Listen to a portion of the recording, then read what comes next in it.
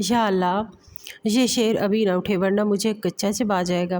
عریشہ نے دل ہی دل میں دعا کرتے ہوئے سانس روکی اور دبے قدموں آریان پاشا کے وسیع و عریض کمرے میں داخل ہوئی۔ کمرہ نیم تاریک تھا اور ایئر کنڈیشنر کی ٹھنڈک اس کے ننگے پاؤں میں سنسنی پیدا کر رہی تھی۔ آریان پاشا بیڈ پر اوندھے منہ شرٹ لیس سو رہا تھا۔ اس کی چوڑی مضبوط پشت کسی سوئے ہوئے شیر کی طرح پرسکون مگر پرہیبت لگ رہی تھی۔ عریشہ کا دل کسی خوفزدہ پرندے کی طرح پھڑپھڑا رہا تھا۔ اس نے بہت احتیاط سے آریان پاشا کا لیپ ٹاپ سائڈ ٹیبل سے اٹھایا۔ وہ آریان سے 9 برس چھوٹی اس کے نکاح میں تھی۔ یہ نکاح اس کی زندگی کا سب سے بڑا طوفان تھا، جو 4 سال قبل ہسپتال کے ایک اداس کمرے میں اس کی ماں کی آخری سانسوں کے ساتھ برپا ہوا تھا۔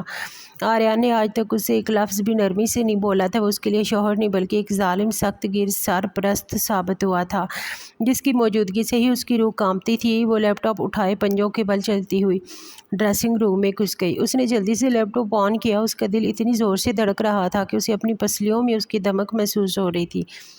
اس نے جلدی وہ شکایتی ای میل تلاش کی جو اس کے کالج کی سخت مزاج پروفیسر نے آریان پاشا کو بھیجنے کی دھمکی دی تھی۔ ای میل ان باکس میں سب سے اوپر ہی تھی۔ اس نے کانپتے ہاتھوں سے ڈیلیٹ کا بٹن دبایا اور پھر تسلی کے لیے ٹریش سے بھی اسے ہمیشہ کے لیے حذف کر دیا۔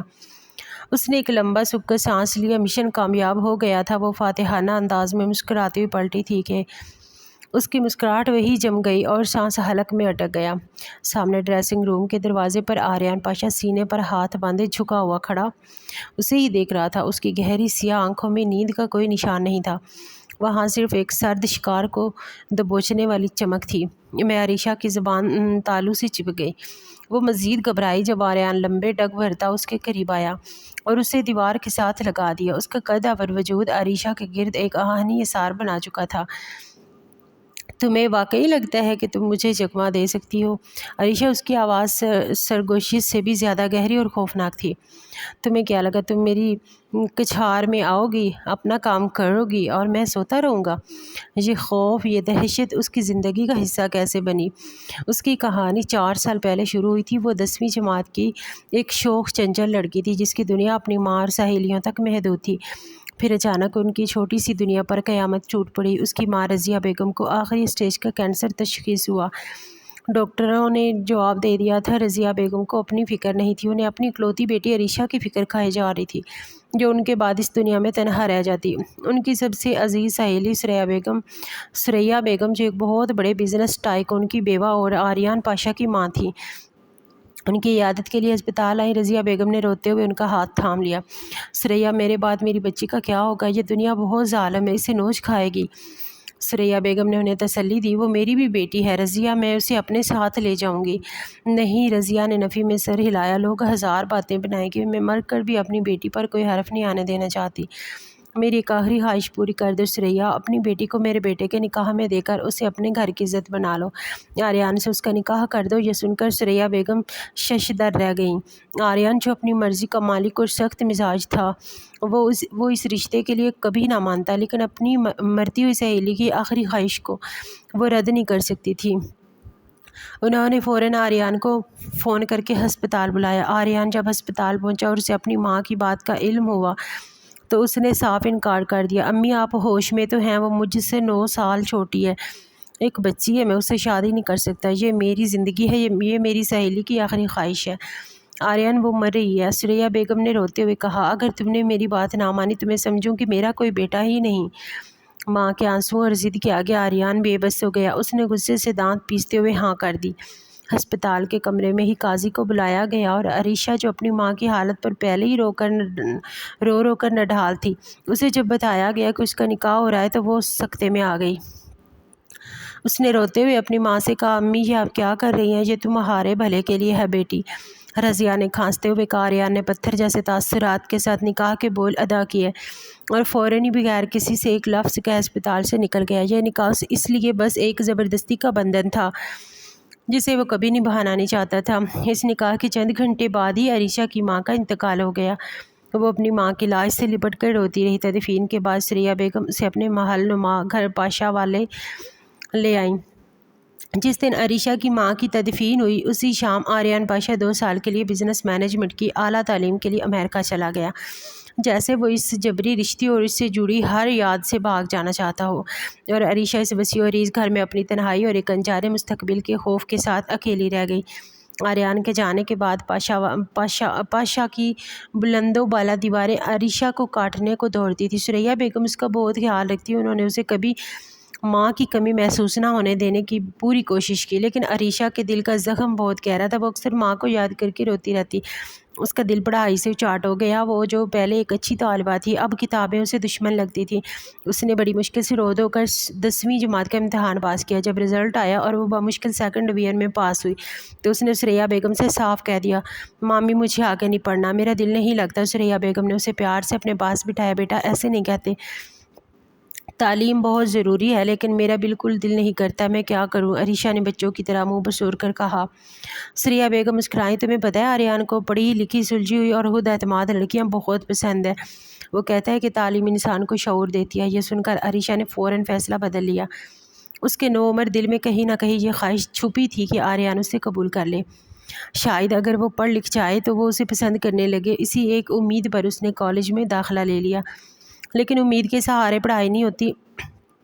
عریشہ کا لاؤبالی پن اور شرارتی طبیعت کالج جا کر مزید نکھر گئی۔ کتابوں سے اس کی دشمنی برقرار رہی۔ جب بھی کالج میں کوئی ٹیسٹ ہوتا وہ اپنی کلاس کی سب سے لائق لڑکی مریم کی منت سماجت کر کے اس کے پیپر سے نقل کر لیتی۔ شروع میں تو مریم انکار کرتی، لیکن عریشہ کی معصوم صورت اور چکنی چپڑی باتوں میں آ کر وہ ہر بار اسے اپنا پیپر دکھا دیتی۔ اس کی شرارتیں صرف نقل تک محدود نہیں تھیں، وہ کالج کی سب سے بڑی آفت تھی۔ کبھی وہ اپنی سخت مزاج پروفیسر مس نازی کی کرسی پر چونگم لگا دیتی تو کبھی فزکس لیب میں سوئے ہوئے ڈھانچے کو رات کے اندھیرے میں کوریڈور میں کھڑا کر دیتی، جیسے دیکھ کر صبح سویرے چوکیدار ڈر کے مارے بے ہوش ہو گیا تھا۔ اس کی کلاس کی لڑکیاں اس سے تنگ تھیں کیونکہ وہ ہر ایک کو کوئی نہ کوئی نام دے دیتی اور پھر اسی نام سے چھیڑتی۔ اس کی سب سے بڑی دشمن مس نازی تھی جو اسے ہر وقت ڈانٹتی رہتی تھی، عریشہ تم اس کالج کے لیے ایک بدنما داغ ہو، تمہاری وجہ سے پوری کلاس کا ماحول خراب ہوتا ہے، وہ اکثر کہتی۔ عریشہ آگے سے معصومیت سے کہتی، مس میں تو بس سب کو ہنسانے کی کوشش کرتی ہوں، آپ بھی ہنسا کریں، آپ پر غصہ اچھا نہیں لگتا۔ اس کا یہ جواب سن کر پوری کلاس ہنس پڑتی اور مس نازی کا پارا مزید چڑھ جاتا۔ ثریا بیگم اس کی شکایتوں سے واقف تھیں، لیکن وہ اسے پیار سے سمجھاتی اور عریشہ ہر بار وعدہ کرتی کہ وہ آئندہ ایسا نہیں کرے گی، اور پھر اگلے ہی دن کوئی نئی شرارت کر دیتی۔ وہ جانتی تھی کہ عریشہ کے اندر ماں کے مرنے کا جو خلا ہے وہ اسے ان شرارتوں سے بھرنے کی کوشش کرتی ہے۔ 2 سال پلک جھپکتے گزر گئے۔ عریشہ اب سیکنڈ ایئر میں تھی۔ اس کی شرارتیں اور پڑھائی سے فرار کا سلسلہ ویسے ہی جاری تھا۔ ثریا بیگم اب اکثر بیمار رہنے لگی تھی، ان کا بلڈ پریشر ہائی رہتا تھا جس کی وجہ سے وہ عریشہ پر زیادہ توجہ نہیں دے پاتی تھیں۔ اور پھر وہ دن آ گیا جب آریان پاشا اپنی تعلیم مکمل کر کے واپس آ رہا تھا۔ ثریا بیگم بہت خوش تھی، انہوں نے پورے گھر کو سجوایا اور عریشہ کے دل میں ایک عجیب سی کھلبلی مچی ہوئی تھی، وہ خوش بھی تھی اور ڈری ہوئی بھی تھی۔ آریان بدل گیا ہوگا، کیا وہ اس سے ٹھیک سے بات کرے گا؟ جس دن آریان کو ایئرپورٹ سے واپس آنا تھا اسی دن عریشہ اپنی تمام تر فکروں کو بھلا کر اپنے پڑوس کے بنگلوں سے بچوں کو اکٹھا کر کے پاشا کے وسیع لان میں کرکٹ کھیل رہی تھی۔ اس نے جینز اور ایک ڈھیلی سی شرٹ پہن رکھی تھی اور بالوں کی پونی بنائی ہوئی تھی، وہ پوری طرح کھیل میں مگن تھی۔ اس نے ایک زوردار شاٹ لگایا، اسی وقت حویلی کا بڑا گیٹ کھلا اور ایک چمکتی ہوئی سیاہ مرسڈیز اندر داخل ہوئی۔ گاڑی پورچ میں رکی اور ڈرائیور نے پچھلا دروازہ کھولا۔ آریان پاشا جو پہلے سے کہیں زیادہ وجیح اور پرکشش لگ رہا تھا 3 پیس سوٹ میں ملبوس گاڑی سے باہر نکلا۔ اس سے پہلے کہ وہ گھر کے اندر قدم رکھتا کرکٹ کی تیز رفتار بال سیدھی ہوا میں اڑتی ہوئی آئی اور اس کے سر کے پچھلے حصے پر لگی۔ آہ! اس کے منہ سے تکلیف دہ آواز نکلی اور وہ اپنا سر پکڑ کر رہ گیا۔ عریشہ نے جب دیکھا کہ بال کس کو لگی ہے تو اس کی آنکھیں خوف سے پھیل گئیں۔ وہ آریان پاشا تھا، اس کا رنگ فک ہو گیا۔ وہ بیٹ وہیں پھینک کر بجلی کی سی تیزی سے بنگلے کے اندر بھاگ کر آریان نے غصے سے دھاڑتے ہوئے کہا۔ اس نے عریشہ کو بھاگتے ہوئے دیکھ لیا تھا، وہ لمبے لمبے ڈگ بھرتا اس کے پیچھے لپکا اور اس سے پہلے کہ وہ اندر پہنچتی اس نے اس کا بازو پکڑ کر اسے طرف کھینچ لیا۔ یہ کیا بدتمیزی ہے؟ اس نے عریشہ کو بازو سے پکڑے ہوئے غصے سے بولا۔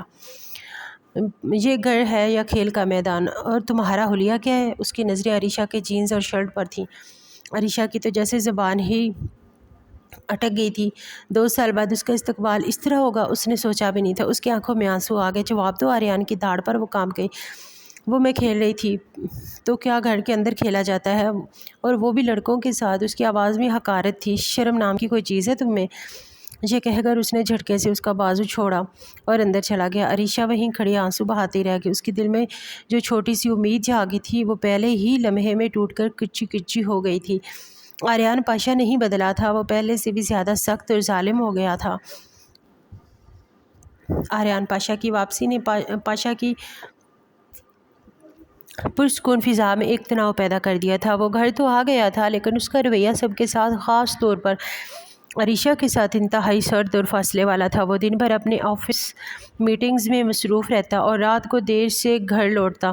اس نے عریشہ سے کرکٹ والے واقعے کے بعد کوئی بات نہیں کی تھی، لیکن اس کی موجودگی کا احساس ہی عریشہ کو خوفزدہ رکھنے کے لیے کافی تھا۔ عریشہ نے بھی اب اپنی شرارتیں کافی حد تک کم کر دی تھی۔ وہ کوشش کرتی کہ اس کا آریان سے سامنا ہی نہ ہو۔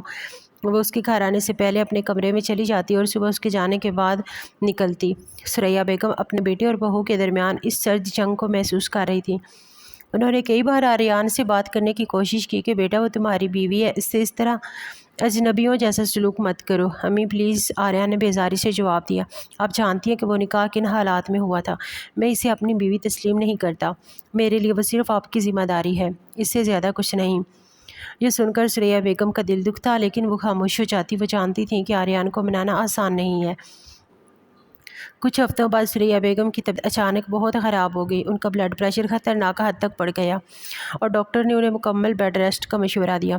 اس وجہ سے عریشہ کے کالج میں ہونے والی میٹنگز جس میں شرکت کرنا لازمی تھا، ایک مسئلہ بن گیا۔ آنٹی نے میٹنگ میں نہیں جاؤں گی، میں کہہ دوں گی آپ بیمار ہیں۔ عریشہ نے کہا نہیں بیٹا، ثریا بیگم نے کمزوری سے کہا، یہ لازمی ہے تمہاری۔ پروفیسر مس نازی نے خاص طور پر فون کیا ہے، وہ تمہاری پڑھائی کے بارے میں بہت پریشان ہے۔ تو اب پھر کیا ہوگا؟ عریشہ کو فکر ہو رہی تھی۔ آریان جائے گا؟ ثریا بیگم نے فیصلہ سنایا۔ یہ سننا تھا کہ عریشہ کے پیروں تلے سے زمین نکل گئی۔ نہیں، وہ نہیں جائیں گے مامی پلیز، وہ مجھے جان سے مار دیں گے۔ کچھ نہیں ہوتا، میں اس سے بات کروں گی۔ ثریا بیگم نے آریان کو اپنے کمرے میں بلایا اور اسے ساری صورتحال بتائی۔ آریان نے پہلے تو صاف انکار کر دیا، امی میرے پاس ان فضول کاموں کے لیے وقت نہیں ہے۔ آپ جانتی ہیں کہ میری کمپنی کا کتنا بڑا پروجیکٹ چل رہا ہے، یہ فضول کام نہیں ہے آریان، یہ تمہاری ذمہ داری ہے۔ ثریا بیگم نے سختی سے کہا، اگر تم نہیں گئے تو میں خود اس حالت میں جاؤں گی، پھر اگر مجھے کچھ ہو گیا تو ماں کی دھمکی کے آگے آریان کو ایک بار پھر ہتھیار ڈالنے پڑے۔ اس نے غصے سے ہاں کر لی۔ اگلے دن جب آریان اپنی چمکتی ہوئی گاڑی میں عریشہ کو لے کر کالج کی طرف جا رہا تھا تو گاڑی میں قبرستان جیسی خاموشی تھی۔ عریشہ ڈر کے مارے سیٹ سے چپکی بیٹھی تھی اور آریان کا چہرہ پتھر کی طرح سخت تھا۔ کالج پہنچ کر وہ سیدھا پرنسپل آفس گیا اور پھر انہیں مس نازی کے پاس بھیج دیا گیا۔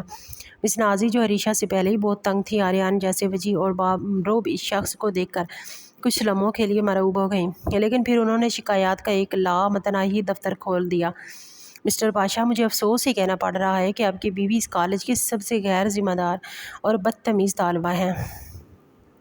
انہوں نے کہنا شروع کیا، یہ نہ تو پڑھتی ہیں نہ کسی کو پڑھنے دیتی ہیں، کلاس میں ہر وقت باتیں کرنا، دوسری لڑکیوں کو تنگ کرنا اور اساتذہ کا مذاق اڑانا ان کا معمول ہے۔ پچھلے ہفتے انہوں نے فزکس لیب کے ڈھانچے پر میرے نام کی تختی لگا دی۔ آریان کا چہرہ ہر شکایت کے ساتھ مزید سخت ہوتا جا رہا تھا۔ وہ غصے سے مٹھیاں بھینچ رہا تھا۔ عریشہ جو پاس ہی سر جھکائے کھڑی تھی، اس کا دل چاہ رہا تھا کہ زمین پھٹے اور وہ اس میں سما جائے۔ مس نازی نے شکایات کی طویل فہرست ختم کرتے ہوئے کہا، اگر ان کا یہی رویہ رہا تو ہمیں مجبوراً انہیں کالج سے نکالنا پڑے گا۔ آریان نے ایک لفظ کہے بغیر سر ہلایا اور عریشہ کا بازو پکڑ کر تقریباً گھسیٹتا ہوا انہیں کمرے سے باہر لے آیا۔ گاڑی میں بیٹھتے ہی وہ اس پر پھٹ پڑا، تو یہ گل کھلا رہی ہو تم کالج میں؟ اس کی آواز اتنی بلند تھی کہ عریشہ کانپ گئی۔ تمہیں شرم نہیں آتی؟ میری عزت کا بھی کوئی خیال نہیں ہے؟ تمہیں لوگ کیا سوچے ہوں گے کہ آریان پاشا کی بیوی ایک جوکر ہے؟ وہ میں نے مذاق میں یہاں سب کو وہ دھاڑا، یہ آخری وارننگ ہے۔ اگر آئندہ تمہاری کوئی ایک بھی شکایت مجھ تک پہنچی تو مجھ سے برا کوئی نہیں ہوگا، میں تمہارا گھر سے نکلنا بند کر دوں گا، سمجھی تم؟ عریشہ نے ہوتے ہوئے ہاں میں سر ہلایا۔ گھر پہنچ کر وہ سیدھی ثریا بیگم کے کمرے میں گئی اور ان کے گلے لگ کر پھوٹ پھوٹ کر رو دی۔ مامی، وہ مس نازی بہت بری ہے، وہ مجھ سے دشمنی کرتی ہے، میں نے کچھ بھی نہیں کیا، وہ جان بوجھ کر آریان کے سامنے مجھے ذلیل کر رہی تھی۔ اس نے جھوٹ موٹ کے آنسو اور معصومیت کا سہارا لیا۔ ثریا بیگم اس کی باتوں میں آ گئی۔ جب آریان ان کے کمرے میں آیا تو انہوں نے اسے ڈانٹا۔ تم نے میری بچی کو ڈانٹا، قصور اس کی ٹیچر کا ہے، اور تم इसे सुना रहे हो? वो पहले ही इतनी सहमी हुई थी। आर्यन माँ के सामने बेबस हो गया। वो गुस्से से सरपटता हुआ कमरे से निकल गया। अरीशा ने आंसुओं के पीछे से उसे जाते हुए देखा और एक फातिहाना मुस्कुराहट उसके लबों पर फैल गई। वो इस बार तो बच गई थी, लेकिन वो नहीं जानती थी कि यह सुकून आरजी है। आर्यन पाशा अब उसकी हर हरकत पर नज़र रखने वाला था। उस दिन के बाद से आर्यन ने अरीशा पर मज़ीद सख्तियाँ आयद कर दी थी। उसने घर के मुलाज़मीन को हिदायत की थी कि अरीशा की हर हरकत की खबर उसे दी जाए। उसका कॉलेज जाना, उसकी दोस्तों से फ़ोन पर बात करना, सब कुछ आर्यन की नज़र में था। अरीशा को लगा जैसे वो एक सुनहरे पिंजरे में कैद हो गई, जहाँ हर तरफ पहरेदार मौजूद हैं। उसका लाउबालीपन अब खौफ में बदलता जा रहा था। आर्यन अपने नन्हे बिजनेस प्रोजेक्ट में बुरी तरह मसरूफ़ था। वो अक्सर रात गए तक काम करता और बाज़ औक़ात घर पर भी ऑफ़िस की फ़ाइल लाता। उसका कमरा उसकी सल्तनत थी, जहाँ किसी को भी, हत्ता के मुलाज़मीन को भी इसकी इजाज़त के बगैर दाखिल होने की इजाज़त नहीं थी। एक शाम आर्यन किसी ज़रूरी मीटिंग के लिए जल्दी में घर से निकला। वो अपनी सबसे प्रोजेक्ट फ़ाइल, जिस पर महीनों की मेहनत थी, गलती से अपने कमरे में ही भूल गया। मीटिंग के दौरान जब उसे फ़ाइल की ज़रूरत पड़ी तो उसने अपने पर्सनल असिस्टेंट को फ़ोन किया और उससे फ़ौरन घर से फ़ाइल लाने का हुक्म दिया। असिस्टेंट जब पाशा के घर पहुंचा तो उसने सुरैया को आर्यन का पैगाम दिया। सुरैया बेगम ने अरीशा को बुलाया। बेटा, ज़रा आर्यन के कमरे से वो नीली फ़ाइल ला दो, उसका असिस्टेंट लेने आया है। अरीशा का दिल धक से रह गया। मामी, आप जानती हैं, उसने मुझे अपने कमरे में जाने से मना किया। अरे मैं क्यों ना, वो काम की फ़ाइल है, बहुत ज़रूरी है, जाओ। शाबाश। अरीशा न चाहते हुए भी इनकार न कर सकी। वो डरते डरते आर्यन के कमरे की तरफ बढ़ी। उसने दरवाज़ा खोला तो कमरा बिल्कुल वैसा ही था। हर चीज़ तरतीब से अपनी जगह पर, एक भी शकन नहीं थी, और मेज़ पर किताबें और फाइलें सलीके से रखी थी। उसे मेज़ पर नीली फ़ाइल नज़र आ गई। उसने जल्दी से फ़ाइल उठाई, लेकिन जैसे ही वो मुड़ी, उसका कालीन के कोने में उलझ गया और वह लड़खड़ा कर गिर गई। उसके हाथ से फ़ाइल छूट के और वो सीधी मेज़ पर रखे पानी के जग से टकराई। शीशे का जग फर्श पर गिरकर चकनाचूर हो गया और सारा पानी फ़ाइल और आसपास की ज़ात पर फैल गया। अरीशा की आंखें खौफ से फैल गईं। फ़ाइल के अंदर मौजूद नक्शे और हिसाबात की स्याही पानी में घुल कर फैलने लगी थी। पूरी फ़ाइल का सत्यानाश हो चुका था। या अल्लाह, अब ये क्या हो गया? वो कांपते हाथों में फ़ाइल को उठाने की कोशिश करने लगी, लेकिन इससे कागजात मज़ीद ख़राब हो रहे थे। इसी वक्त दरवाज़ा खुला और आर्यन पाशा खुद अंदर दाखिल हुआ। शायद इंतज़ार नहीं हुआ था और वो फ़ाइल लेने खुद ही आ गया था। कमरे का मंजर देखकर, वो अपनी सबसे कीमती फ़ाइल की हालत देखकर उसकी आंखों में खून उतर आया। ये क्या किया तुमने? उसकी आवाज़ किसी से की धाड़ की तरह थी। अरीशा खौफ से एक कदम पीछे हट गई।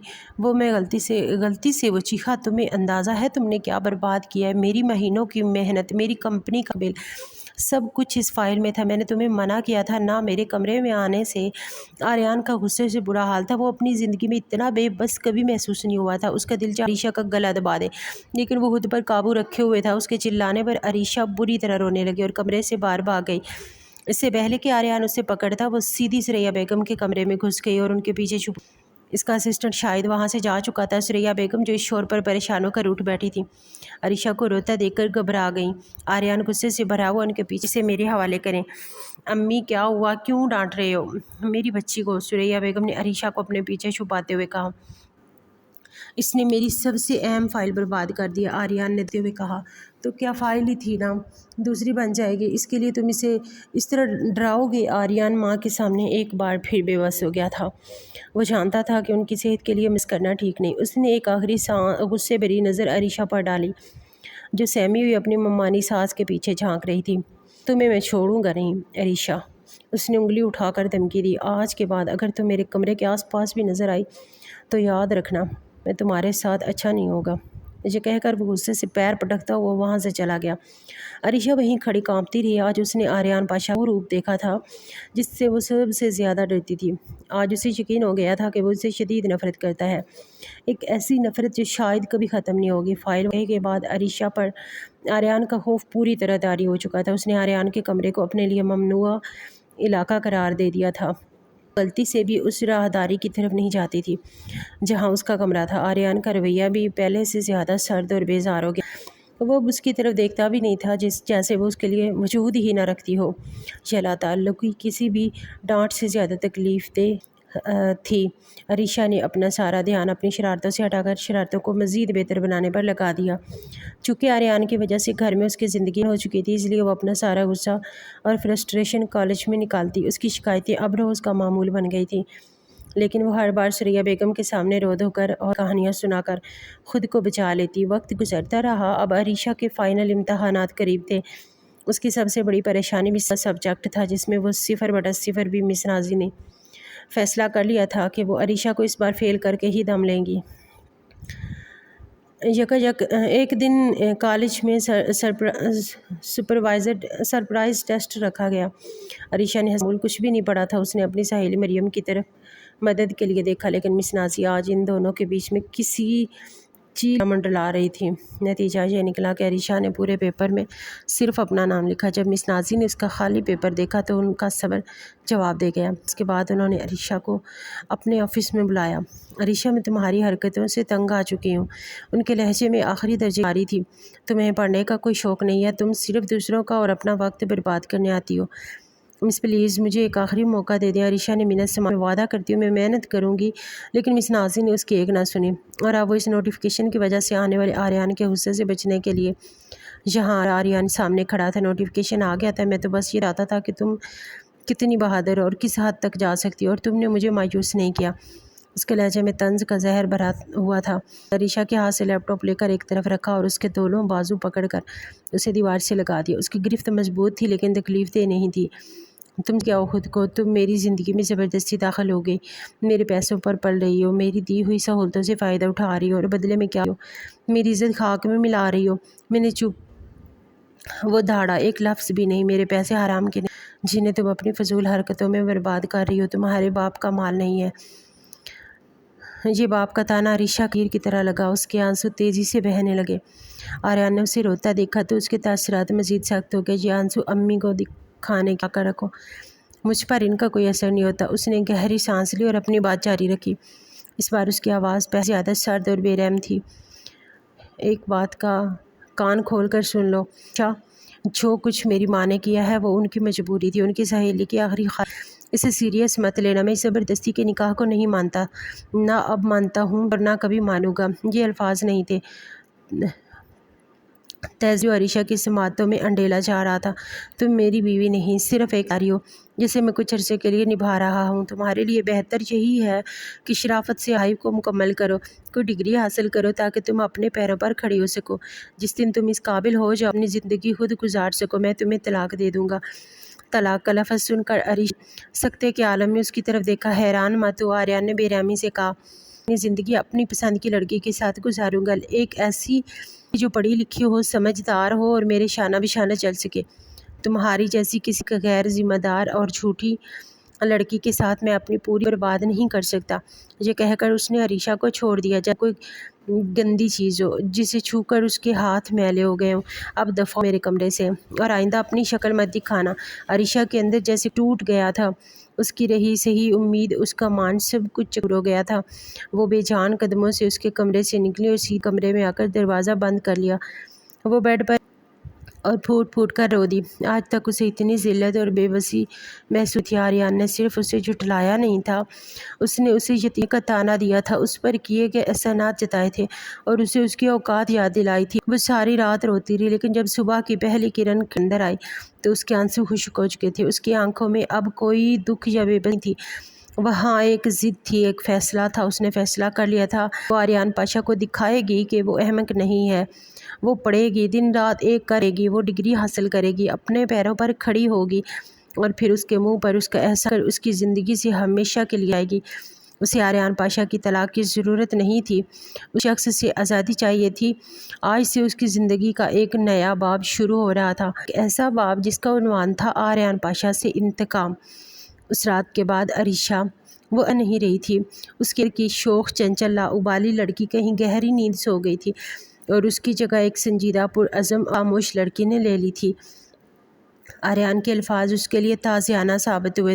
اس نے عریشہ سے بات چیت مکمل طور پر ترک کر دی تھی۔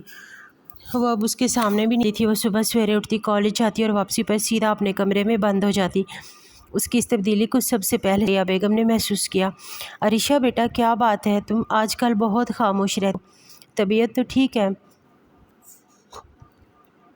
جی آنٹی میں ٹھیک ہوں، بس امتحانات قریب ہیں اس لیے پڑھائی پر دے رہی ہوں، عریشہ نے مختصر جواب دیا۔ کالج میں بھی سب اس کی تبدیلی پر حیران تھے۔ وہ اب نہ کسی سے مذاق کرتی، نہ کسی کو تنگ کرتی، وہ سب سے الگ تھلگ لائبریری میں کتابوں میں سر دیے بیٹھی رہتی۔ مس نازی جو اس سے سب سے زیادہ تھی، وہ بھی اس کی اس خاموشی اور سنجیدگی پر حیران تھی۔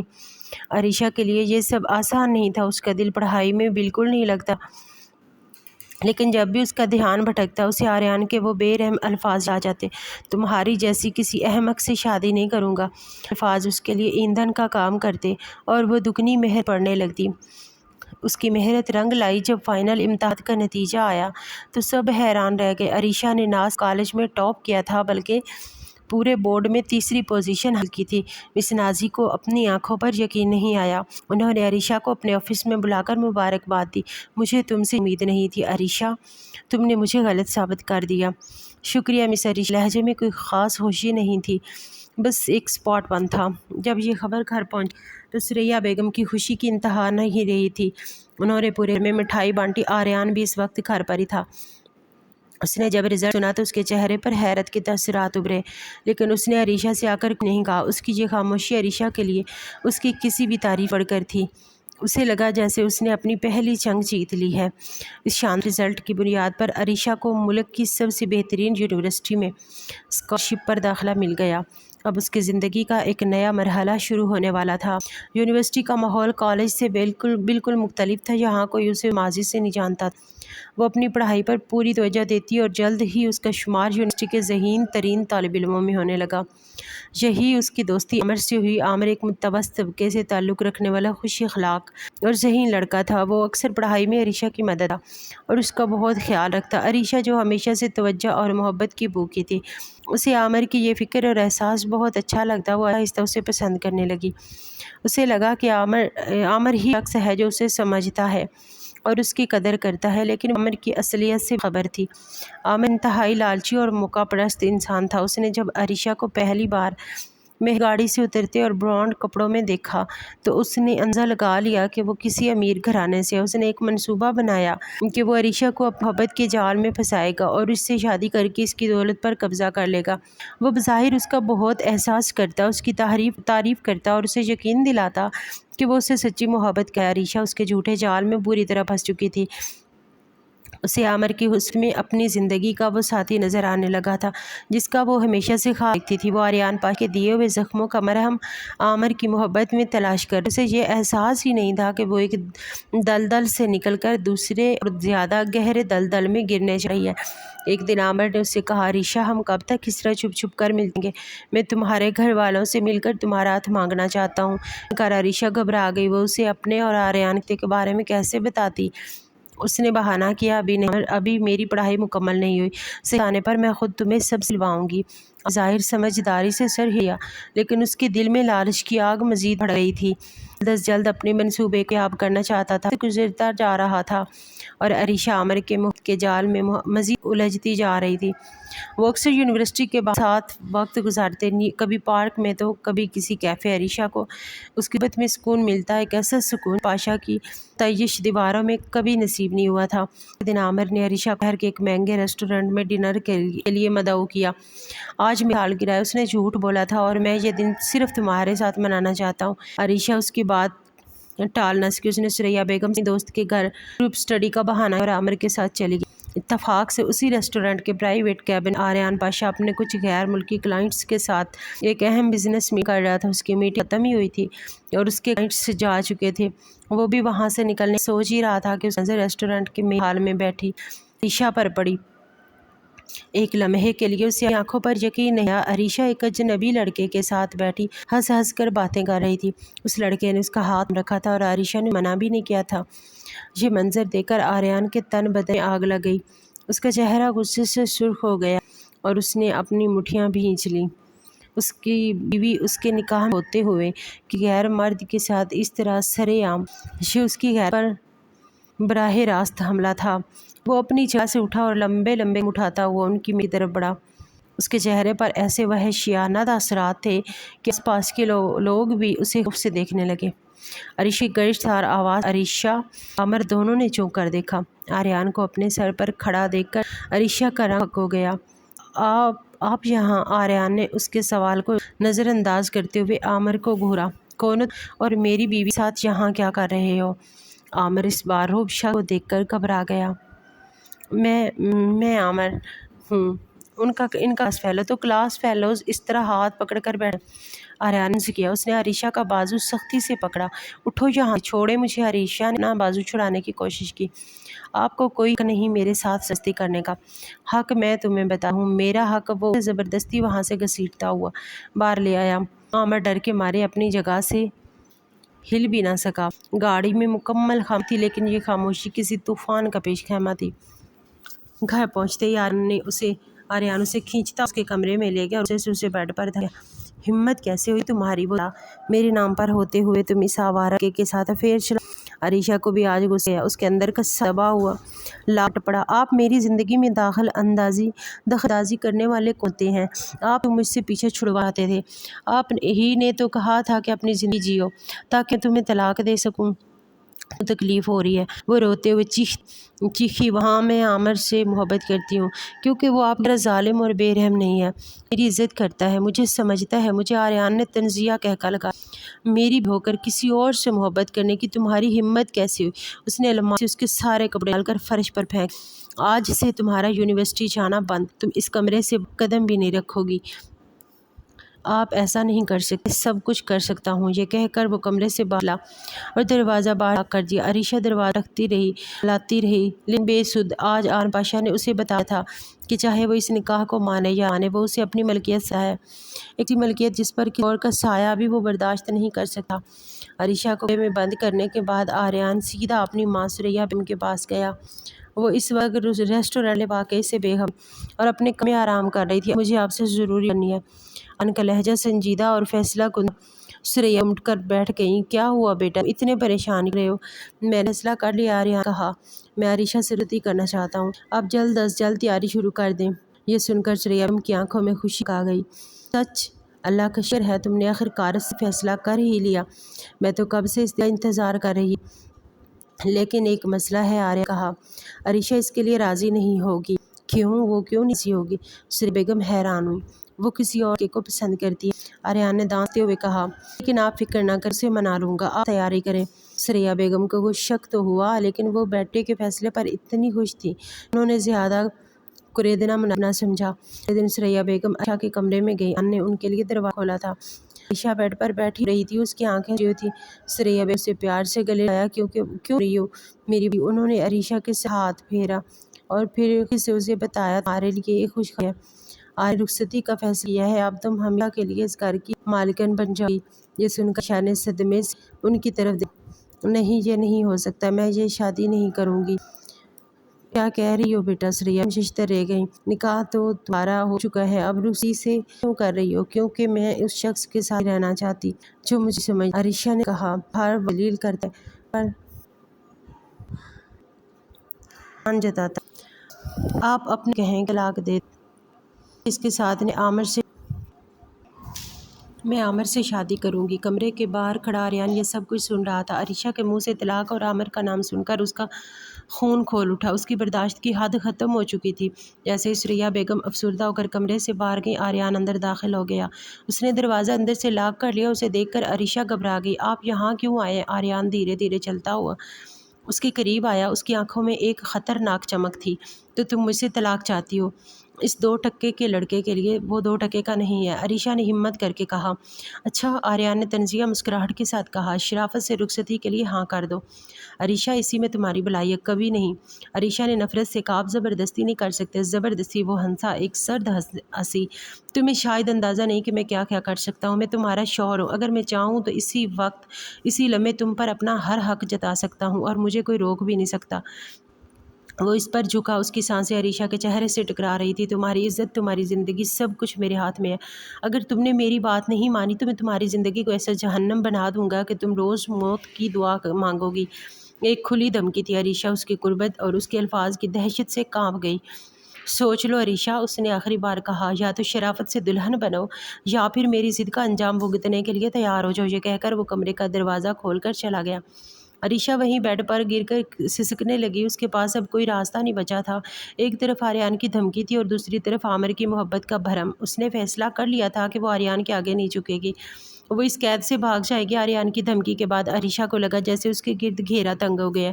उसके पास अब ज़्यादा वक्त नहीं था। उसने किसी तरह मुलाजमा से छुप कर फ़ोन हासिल किया और आमिर को कॉल की। आमिर, मुझे तुम्हारी मदद की ज़रूरत है। उसने रोते हुए उसे सारी सूरत हाल बताई। आर्यन की धमकी और ज़बरदस्ती रुखसती की बात। उसकी हिम्मत कैसे हुई? आमिर ने फ़ोन पर झूठी हमदर्दी और गुस्सा दिखाया। तुम फिक्र मत करो अरीशा, मैं तुम्हें इस जहन्नम से निकालूंगा। हम यहाँ से भाग जाएंगे। भाग जाएंगे कहाँ? अरीशा घबरा गई। मैं सबका इंतज़ाम कर रखा है, आमिर ने उसे तसल्ली दी। शहर के बाहर मेरा एक छोटा सा फ्लैट है। तुम आज रात किसी तरह घर से बाहर निकलो। मैं तुम्हें एक पता भेज रहा हूँ, तुम वहाँ पहुँचो, मैं वहीं मिलूँगा। इसके बाद हम एक नई ज़िंदगी शुरू करेंगे। अरीशा के पास इस पर यकीन करने के अलावा कोई चारा नहीं था। वो आर्यन के साथ रहने की बजाय मर जाना बेहतर समझती थी। रात के अंधेरे में जब हवेली के सब लोग सो चुके थे, अरीशा ने अपना छोटा सा बैग लिया और दबे पाँव अपने कमरे से बाहर निकली। वो किचन की पिछली खिड़की से जो अक्सर खुली रह जाती थी, बाहर निकली और दीवार फलांग कर सड़क पर आ गई। उसका दिल खौफ और एक अनजानी आज़ादी के एहसास से धड़क रहा था। उसने टैक्सी ली और आमिर के बताए हुए पते की तरफ रवाना हो गई। वो नहीं जानती थी कि एक गाड़ी कुछ फासले पर उसकी टैक्सी का पीछा कर रही थी। आर्यन पाशा इतना बेवकूफ़ नहीं था कि उसे कमरे में बंद करके मुतमईन हो जाए। उसने अरीशा पर नज़र रखने के लिए अपने काबिल एतमाद आदमी को लगा दिया था। जैसे ही उसे अरीशा के भागने की इत्तला मिली, वो खुद उसके पीछे निकल पड़ा। उसे गुस्सा भी था और एक अजीब सी फ़िक्र भी। अरीशा जब आमिर के बताए हुए फ्लैट पर पहुंची तो वो एक वीरान और पुरानी इमारत थी। उसे कुछ अजीब लगा, लेकिन आमिर पर भरोसा करके वो ऊपर चली गई। फ्लैट का दरवाज़ा खुला था। आमिर अंदर उसका इंतज़ार कर रहा था। तुम आ गई? आमिर ने उसे देखकर कहा, लेकिन उसकी आंखों में वो मोहब्बत नहीं थी जो वो हमेशा दिखाता था। आज वहाँ एक अजीब सी भूख और लालच था। ये कैसी जगह है आमिर? अरीशा ने घबरा कर पूछा। हमारी नई ज़िंदगी की शुरुआत के लिए बेहतरीन जगह है, उसने दरवाज़ा बंद करते हुए कहा और अरीशा की तरफ देख बढ़ा। मैंने तुम्हारा बहुत इंतज़ार किया अरीशा, और तुम्हारी दौलत का भी। दौलत? अरीशा शशदर रह गई। हाँ, दौलत। वो हंसा। तुम आर्यन पाशा की बीवी होकर करोड़ों की वारिस। मैंने सोचा क्यों न इस दौलत का कुछ हिस्सा मुझे भी मिल जाए। इससे पहले कि अरीशा कुछ समझती, उसने उसे पकड़ने की कोशिश की। अरीशा चीखी और पीछे हटी। दूर रहो मुझसे, तुमने मुझे धोखा दिया। धोखा तो तुम्हारे साथ किस्मत ने किया है। वो उसकी तरफ बढ़ा। आज रात तुम यहीं रहोगी मेरे साथ। सुबह हम तुम्हारे शौहर से तुम्हारी रिहाई की कीमत मांगेंगे। वो अरीशा पर झपटने ही वाला था कि फ्लैट का दरवाज़ा एक ज़ोरदार धमाके से टूट कर अंदर गिरा। सामने आर्यन पाशा खड़ा था। उसकी आंखें गुस्से से दहक रही थीं। उसने अंदर आते ही आमिर के मुंह पर एक ज़ोरदार मुक्का मारा। आमिर फर्श पर गिर पड़ा। आर्यन ने उसे बालों से पकड़ कर उठाया और उसे बेरहमी से मारना शुरू कर दिया। तेरी हिम्मत कैसे हुई मेरी बीवी को हाथ लगाने की? अरीशा खौफ से कांपती हुई दीवार से लगी। ये सब देख रही थी। आर्यन ने आमिर को अधमुआ करके पुलिस के हवाले कर दिया, जो उसके साथ ही आई थी। फिर वो अरीशा की तरफ मुड़ा। उसका सारा गुस्सा अब उसकी तरफ मुंतकिल हो गया था। इस लड़के की खातर तुम मुझे ठुकरा रही थी, इस धोखेबाज के लिए तुम घर से भागी थी। देख लिया इसका असल रूप? अरीशा फूट फूट कर रो दी। आप मुझे हर वक्त डांटते थे, मुझे जलील करते थे। वो मुझसे प्यार से बात करता था तो मैं तुम्हें इसलिए डांटता था ताकि तुम पढ़ो, कुछ बनो। आर्यन ने पहली बार नरमी से कहा, ताकि तुम दुनिया को समझ सको, इस जैसे गधों को पहचान सको। मैं तुम्हें इसलिए नहीं डांटता था कि तुम ये सब कुछ करो। उसकी आवाज़ में गुस्से के साथ साथ एक गहरी फिक्र और अपनायत थी। अरीशा ने पहली बार उसकी आंखों में अपने लिए नफ़रत के अलावा कुछ और देखा। मुझे माफ़ कर दें, वो सिसकते हुए बोली। आर्यन ने गहरी सांस ली और उसके करीब आकर उसके कंधों पर अपना कोट डाल दिया। चलो घर चलें।